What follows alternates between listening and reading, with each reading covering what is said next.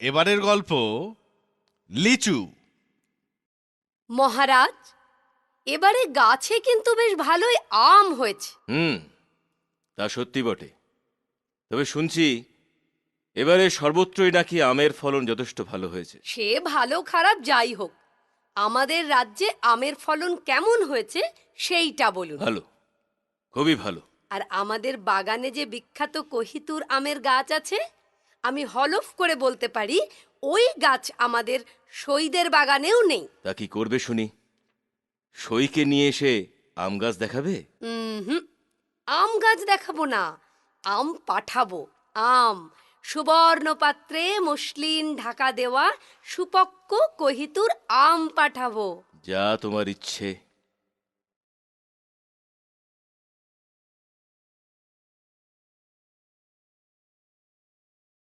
প্রণাম রানীমা। বর্ধমানের রানীমা আপনাদের জন্য সামান্যই উপহার পাঠিয়েছেন। ও মা, কই দেখি দেখি। ও বাবা, সুবর্ণ পাত্রে আম। ও মা, এ যে ভূজপত্রে কি লেখা দেখছি। সখী, তোমার জন্যে আমাদের রাজ্যের আম পাঠালাম, খেয়ে দেখো। তবে হ্যাঁ, ফলটা কেটে যেন আবার বেশিক্ষণ রেখে দিও না, তাহলে তোমার প্রসাধনী সামগ্রীর মতন গলে পড়বে। দেখুন মহারাজ, দেখুন সই কিরকম লিখেছে আমাকে। দুঃখ করো না রানী, তোমার সই আগের জন্মে হয় মন্থরা, নয়তো কৈকেয়ী ছিল। এখন চলো একটু রাজ উদ্যানে ঘুরে আসি। বেশ, তাই চলুন। মহারাজ দেখুন, এবছর গাছে যেমন আম হয়েছে তেমনি লিচুও প্রচুর হয়েছে। তা সত্যি বটে। মহারাজ, আমার মাথায় একটা বুদ্ধি এসেছে। কি বুদ্ধি রানী? গোপাল, একমাত্র গোপালই পারে মুখের মতো জবাব দিতে। আপনি বরং তাকেই একবার ডেকে পাঠান মহারাজ। বেশ, যা ইচ্ছে তোমার। আপনি কিচ্ছু চিন্তা করবেন না মহারাজ, এর ওষুধ আমার কাছে আছে। আপনি বরং বাগান পাহারা দেওয়ার ব্যবস্থা করুন। ঠিক আছে, আমি মহামন্ত্রীর সাথে এ ব্যাপারে কথা বলবো ক্ষণ।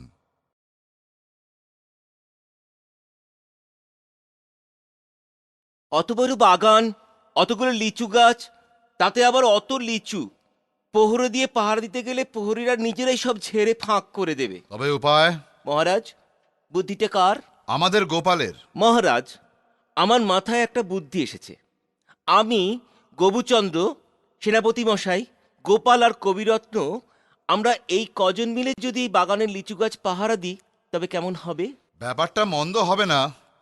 কি গোপাল, তোমার কি মত? আপনি যখন আদেশ দিচ্ছেন তখন আর আমি না করি কি করে? বেশ মহারাজ, তাই হবে। আজ রাত থেকেই আমরা পাহারা দেওয়া শুরু করব।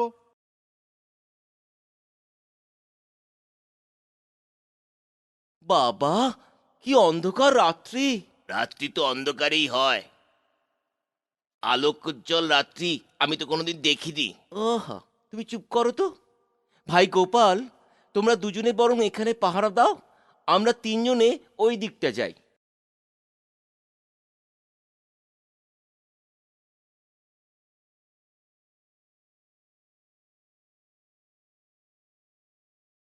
ছি ছি ছি ছি ছি ছি, এই তোমাদের পাহারা! পশ্চিম দিকের বেশ কয়েকটি গাছের লিচু প্রায় সাফ। কাল রাত্রে তো পশ্চিম দিকে মহামন্ত্রী আর তার চেলারা পাহারা দিচ্ছিল না? হ্যাঁ, তাই তো।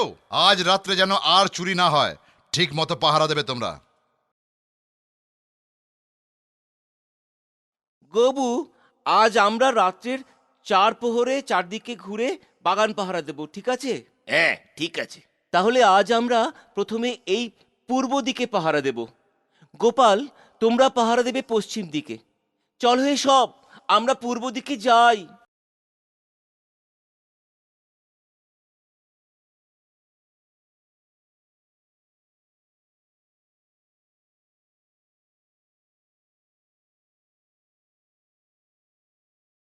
ছি ছি ছি ছি ছি ছি, কাল রাত্রে বাগানের সমস্ত লিচু গাছের তলায় স্তূপ স্তূপ আঁটি আর খোসা।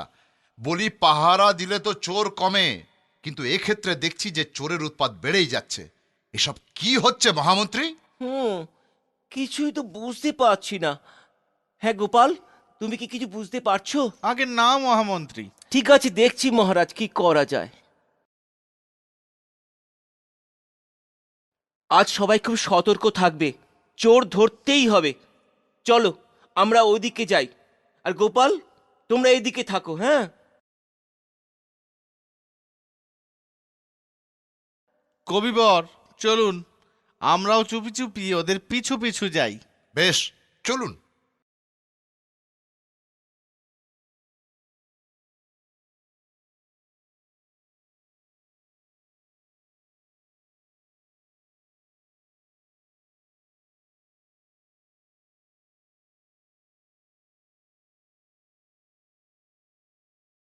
বাহ, লিচুগুলো দারুণ মিষ্টি। হ্যাঁ, তা সত্যি বটে। কি বুঝছেন কবিবর? এ দেখি শস্যের ভিতর ভূত। দাঁড়াও, দেখাচ্ছি মজা। আপনি এখানে দাঁড়ান, আমি এক্ষুনি আসছি।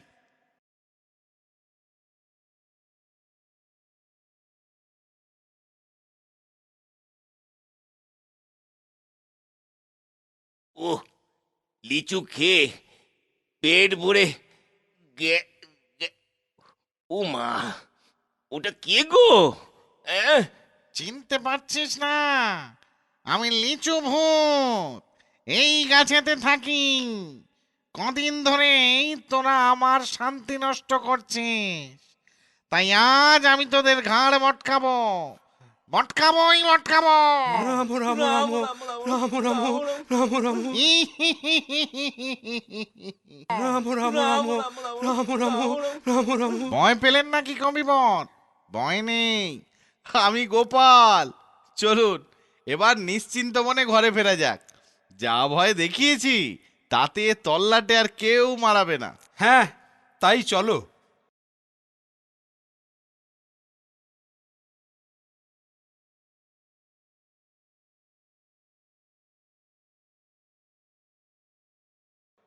যাক বাবা, লিচু বাগানে ভূতের উপদ্রব সাপে বর হয়েছে, আর লিচু চুরি হচ্ছে না।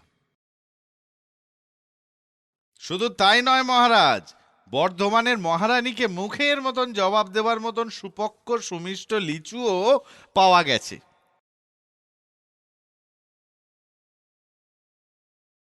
ভাই সই, তোমাদের আম সুস্বাদু বটে, কিন্তু সুমিষ্ট নয়। হলে তোমার মনের আর মুখের তেতো দূর হয়ে যেত। তাই বিবেচনা করে আমাদের বাগানের লিচু পাঠালাম, যার গাছ সুদূর পশ্চিম থেকে আনানো হয়েছে। আশা করি এতে তোমার মনের আর মুখের তেতো স্বাদ দূর হবে। ঠিক আছে, সুযোগ পাই তখন আবার দেখে নেব।